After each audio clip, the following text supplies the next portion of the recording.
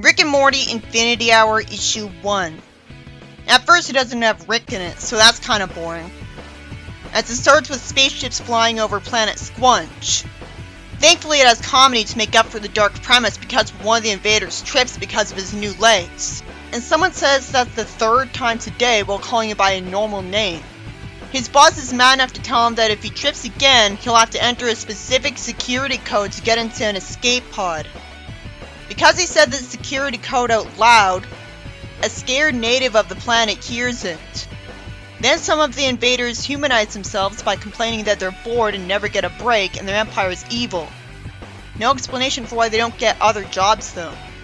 They're too humanized because one of them says he's definitely not saying they should stop having those battles, and even stupidly wasting perfectly good planets in the process. Someone enters the security code to escape via an escape pod, and it's indirectly explained who that alien was, a spy. Then a young Rick wearing a NASA pin somehow expects me to believe he's thrown some duds their way. He shows them a toaster and holds burnt toast, saying that they told him to design a new consumer device that offered something nobody else could that had to solve a problem. He says that with the power of nanotech he can make a D-toaster, when nobody would want that. Sadly the toast is wet, somehow, ruining the invention. So I'm wondering why he's smiling and why he's unhappy when walking away fired. Because someone as smart as Rick would never make a useless invention. At least it's interesting to finally see him come home to a baby Beth with his wife having dialogue. And we're actually able to see her face. He replies sarcastically when she tells him to have a good day at work, which should make it clear to her that he's not going to work. And then he sees an alien trying to hitchhike and not even trying to hide that he's an alien. I guess everyone assumes he's a cosplayer. He must have assumed Earth was one of the planets where aliens are considered normal, because most of the planets he goes to are like that. He happily asks if he's an alien. The alien says his whole galaxy depends on him making it to a suburb. It takes a bit too long to get to the point where he tells Rick he's a freedom fighter looking for an exiled ancient warrior. It gets boring as he talks too much before eventually saying in front of a person answering a door that he's looking for Bird Person. The person eventually recognizes him by the name of Larry, as I'm just thinking that I don't like that this is pretending the Bird Person issue was never released, when this couldn't be a better explanation for how we met him. But I can always think of this as an alternate universe from that one. The woman says Bird Person wasn't seen in years because of angry moths and she was his wife. Then alien invaders kick down her door. She's totally surprised when she gets vaporized. One of the invaders gets humanized by complaining about him doing this, and saying that this is gonna be a lot of paperwork. This gives Rick plenty of time to escape. So they got her killed just by coming here. The two go to McDonald's, and Webber shows Rick a hologram of a Death Star. If you make a story too unoriginal, it makes it kinda pointless. Rick says confidently that a place everyone ends up eventually is New York City. Yeah, right. He's just making an excuse to go there. Lucky for him, Webbo enjoys sightseeing there, even though it's a waste of time. Eventually, some alien invaders grab Rick and Webbo while somehow the humans behind them are amused, and they get thrown in front of what looks like a robot, who reveals that he knows there's infinite other Ricks and taunts him as being nothing because of it. Because the bad guy reaches for Webbo, Rick is able to punch him and shoot a ray gun. Well, Rick is the only one who talks like this. I assume it's not Rick, because that would be way too obvious of a plot twist. Eventually the bad guy takes a ray gun away from an invader who humanizes himself again by saying he got that from his dad. And the bad guy surprises me by saying, and I'm sure he's very proud of you for being a nameless goon. Why would he think of his own invading soldiers as goons? His attempt to shoot Rick just has him shoot all the other invaders. Rick ends up getting the ray gun, looks like an idiot by not simply shooting him right away, which he does to all of his enemies, and the bad guy calls himself Dr. Infinity and says he can't be beaten even though he's got a ray gun pointed at him. And then they leave the building and see Bird Person, who says he wishes he was able to locate them before Dr. Infinity. Diane tells Rick he has a problem because he's already drunk, even though the sky makes it clear that it's night right now. He has a problem for drinking at all, but the time of day is hardly the problem. He makes an excuse that he just wanted to relax after a hard day, and she walks away disapproving of him. Bird Person says his convenient bird sense is detected in an Alliance spacecraft they should have remained with. His dialogue is really boring. He's overly serious and talks in big words like a robot. He sits beside Rick on the roof to try to comfort him because his friendship would benefit him. That's just an excuse, because comforting him wouldn't benefit him. Bird Person should know that Rick did mean the sentient beings in the galaxy when he asked if the galaxy was really doomed. He says none of this matters way too easily in response to being told something he already knows. Bird Person says that sentient life like Rick's family makes the universe better, and surprisingly tells him he's not recruiting him even though he's an inventor, so that's dumb. His speech causes Rick to apologize to his family and promise he'll be back, and say he's doing this for her. If he really wanted them to know he said this, he'd write a note with this on it and leave it here. Why is he wasting his time? Rick and Morty Infinity Hour Issue 2. After the Gear world gets covered with pink spray that I guess brainwashes the people there, someone bickers with his friend about how to repair the spaceship that somehow got crashed into the moon in 5 minutes. Rick doesn't trust Webbo to repair the ship because he screwed up, and Webbo somehow doubts that Rick's a genius. Then a spacecraft lands near them, and they get greeted by a Gromflemite and another alien that Bird Person called up to save them. Bird Person explains that he let Rick waste his time trying to repair the spaceship because he didn't know if help would arrive, and he trusted him to get it fixed. The Gromflemite reveals that he's Krumbopolis Michael, which is relief because his cheerful attitude was necessary to try to liven up the story. Rick should know better than to waste time asking if the alien nearby is a dog person, when it's already obvious. While Webbo's trying to give him exposition on the flagship of Dr. Infinity. Bird Person tells Rick he should pay attention because this kind of exposition could be needed to free people from oppression. Although he at least admits Rick might have a good point. Webbo says the flagship with a stupid name is tracking them. And Rick decides to leave with Mike out of boredom. I don't blame him. Webbo states the obvious that the flagship is brainwashing everyone, and he complains about Udo glaring at him for no reason, like he's only being a silent jerk to foreshadow being a traitor. It would be pretty interesting if he didn't turn out to be a traitor. After Dr. Infinity predictably turns out to be still alive, as if he's Robo-Robotnik, he wastes time with boring, redundant dialogue before getting told that he's needed to authorize a new sewage system. Bird Person gets disappointed at seeing Rick drunk, even though Rick had nothing to actually do at the moment. So of course he wanted to unwind with a friend of his. Bird Person really is being a buzzkill, making me wonder why he thought of him as a friend. Even if he's right that Rick's have tons of potential. Rick passes out, and then I'm somehow expected to believe Bird Person hasn't moved in the 7 hours he's been asleep. Rick gets told off that not caring puts his family in danger, but if he didn't care, why would he have gone with them? He said he was doing this for them. It turns out the Gromflemite weapon reminding me of the hive mind Unity was intentional because it literally is Unity, which gets me excited to see her interact with Rick again. Sometimes the pacing is too slow in the story. Their spaceship gets attacked, and Mike sees the invaders drinking his booze. Rick reassures him that he could always get more. Rick hopes there's anything on the ship made of nanites or programmable matter. A memorable way of using how smart he is. I just wish that Uncle Chuck was this cool. Mike asks Rick to remind them what's going on, and he makes an overly meta excuse because he's crazy, even though he's not crazy in that way. Rick says Webbo's clothes were made of unstable particles, a kind of basic nanite fiber that he modified into an edible solution that lets him control the invaders with a controller. Rick had every reason to lampshade that these guys were idiots for drinking the drinks because they could have been poisoned. So the invaders get made to destroy each other. I guess he didn't actually have poison, so that's why he didn't do the simple thing. Although I can totally understand him wanting to show off. Somehow one of them always knew this would happen to them. And somehow Mike looks worried. We see the bad guys in front of the other invaders being controlled into kissing, with one of them saying they're not doing this and asking for help. Not that anyone would believe him with no explanation. At least if they don't know this kind of technology exists. But then Rick's spaceship gets crashed into a force field, and the story ends with Rick being threatened by invaders anyways.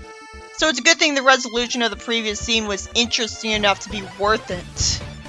Rick and Morty Infinity Hour Issue 3. Rick and his friends let themselves get captured, and Webble wastes time whining that he won't get home to his wife before Rick lampshades his whining being annoying and shoots with a ray gun. That somehow wasn't found and confiscated already. Well, if they tried to confiscate it, he would have shot him with it. I guess they knew they had weapons, but assumed they wouldn't be able to escape with the weapons. So they thought it was safer to just shove them into a prison cell and close it before they could get attacked. How were they expecting to beat them? I guess they weren't expecting to beat them. So he's able to shoot away the force field. I guess he thought it was better to just wait until he's sent into the cell, because then the only person they would have to deal with would be that guy, and he'd be completely unprepared for an attack. So that's why he waited so long to use this thing. The guard gets humanized for a bit by enjoying listening to a song. Eventually we see that the rebels started wearing guard outfits as a disguise, but this would only be a good disguise if the Gromphamites were already in the habit of employing people of their species, which they're not when it comes to humans. Rick would still need a rubber mask. I have to assume it's thanks to Mike that they got access to all of these disguises. Also, isn't it convenient that all of them have uniforms that fit? You'd think that small uniforms would have to be custom ordered. Rick wants to pull up the ship's layout, and Mike says his people don't have the short-term memory capacity to use those. So they put their hands on waylights and summon a subway to get them around places. There's a guard that's human enough to be reading a magazine with his feet up, and Rick tells him he needs a layout of the ship because they're an off-the-book squad to look for some loose prisoners. This guy gets confused because he used the name of a squad that was already killed. I wonder if Rick's basing this off the A-Team. The guard wants to make a call, but Udo glares at him, and he ends up tied up, and boasting that Rick will never get past their convoluted security system. So does it make sense that they immediately had something to tie him up with? I like that Webbo tells him to leave Rick alone. Rick's smart enough to already know future slang, though it's not because he knows it.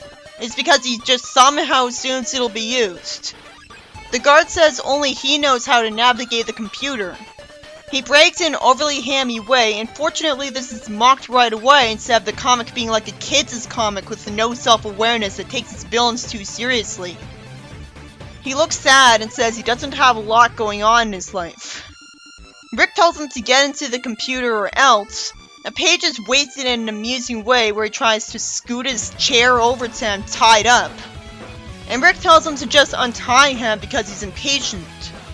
Eventually, they see a projection of the stupidly named ripoff of the Death Star.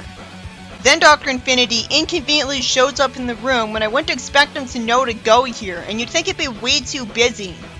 Rick does some more cathartic mockery of him, and his gun gets telekinetically taken away, which would have not happened if Rick had the good sense to shoot him right away instead of wasting time mocking him. I wonder if Rick could give himself telekinesis. It makes sense that he's arrogant enough to think he doesn't need it. Dr. Infinity explains why the ripoff Death Star is a silly name. It was designed by a Rick. After too long, Dr. Infinity shoots to trap Rick and his friends in a force field.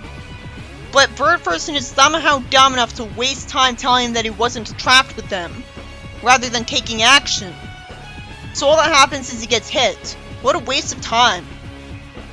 Webbo states the obvious, which is just gonna distract Rick when he's working on escaping and they aren't. So Rick has every reason to snap at him.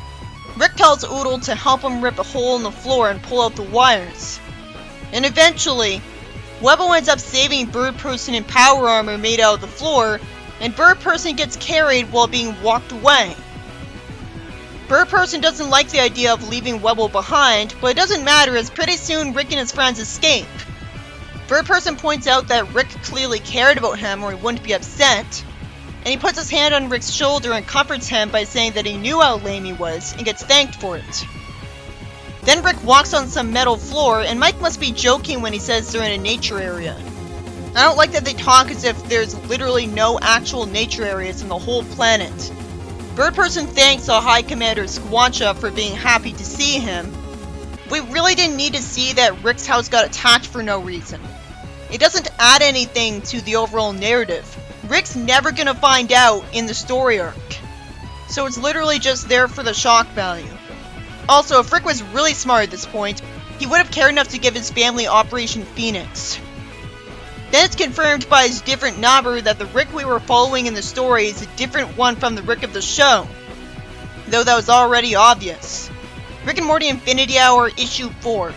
Dr. Infinity wastes time bragging like a generic villain and gets reminded of the sewage problem, and says, "Don't we have people for that? How's that my concern?" Why would he say that? Didn't he consolidate all power in him? That's the problem with that. Why would he have this job if he doesn't want it? Why do you think he wanted this job in the first place?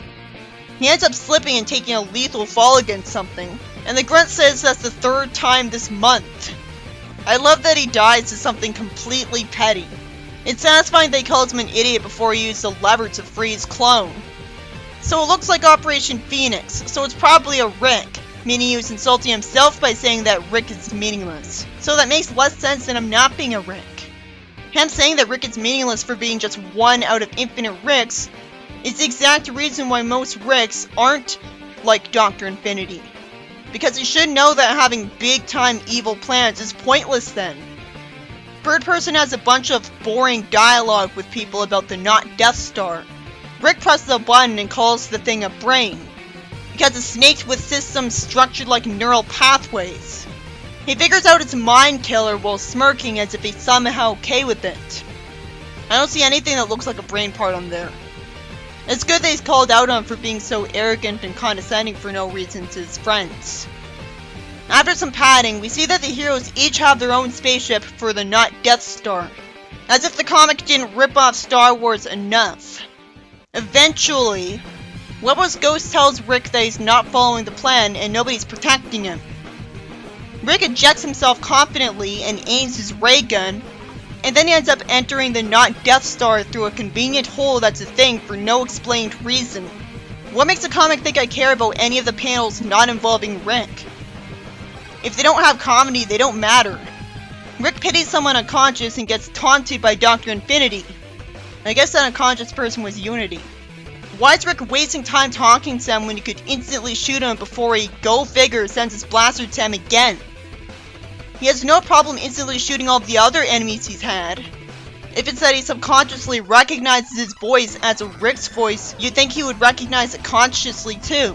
I assume that he's disguising his voice, because otherwise he would have instantly recognized him as a Rick.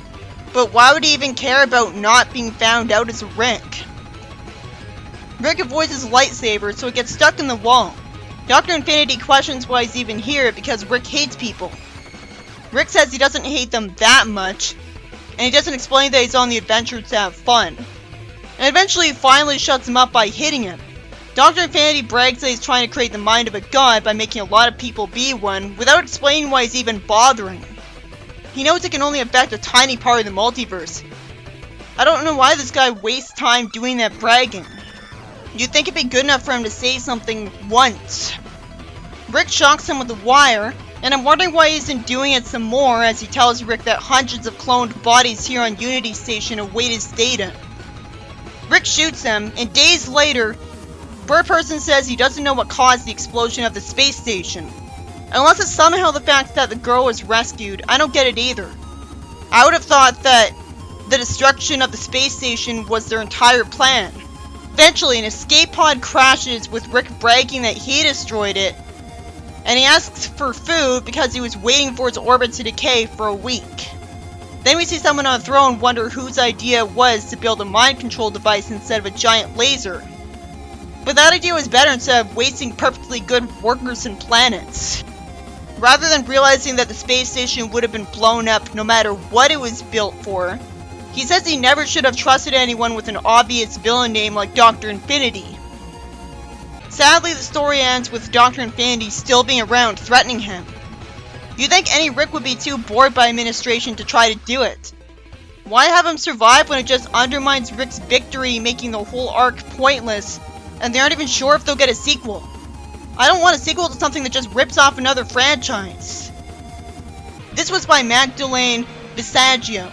It's too bad it was a Star Wars ripoff, so I'm glad for any originality it had, like not having a traitor, and not having a forest moon full of Ewoks.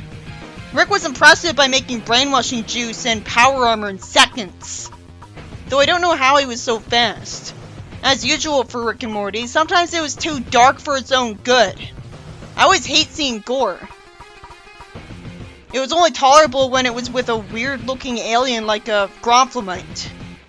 But for the most part, my only complaint with it was that it needed faster pacing because some of the panels were pointless to experience. And that's a problem with every story that goes on too long.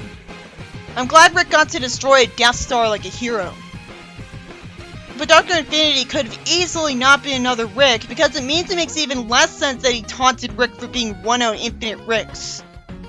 And it makes no sense that he had his plan. Surely Ricks aren't the only individual ever capable of making Operation Phoenix. He could have been immortal because he got transferred to other robot bodies, like Robotnik. So I wasn't thinking in such meta-logic that I instantly assumed it was him, because it was such an obvious twist that there was no point even hiding it. He was just an annoying, boring character. But I don't really think this arc is bad. I like that it kept having some levity by humanizing the invaders and making a joke out of them. I remember the arc is too depressing, but it's just comedic and engaging enough, and Rick is competent enough.